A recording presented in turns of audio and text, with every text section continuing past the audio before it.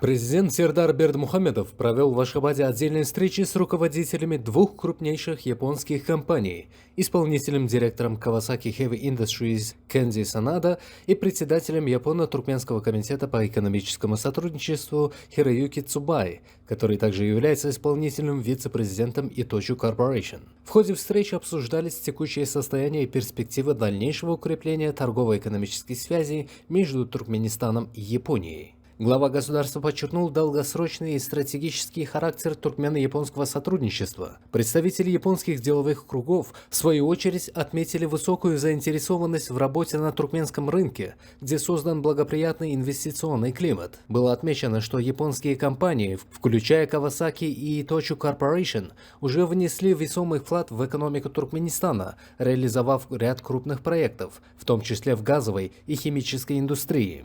В ходе беседы с Кензи Санада президент подчеркнул, что Туркменистан открыт для делового сотрудничества и существуют возможности для активизации партнерства по новым направлениям. Руководитель Kawasaki поздравил главу государства со второй годовщиной города Аркадак, который, по его словам, получает большое развитие. На встрече с Хироюки Цубай обсуждалась реализация договоренностей, достигнутых во время визита президента Туркменистана в Японию в апреле текущего года. Глава государства подтвердил готовность к дальнейшему развитию партнерства с Иточу Corporation, отметив важную роль Японо-Туркменского комитета по экономическому сотрудничеству в расширении взаимодействия. Обе встречи завершились на позитивной ноте, с выражением уверенности в дальнейшей реализации новых взаимовыгодных проектов, которые будут способствовать укреплению дружественных межгосударственных отношений.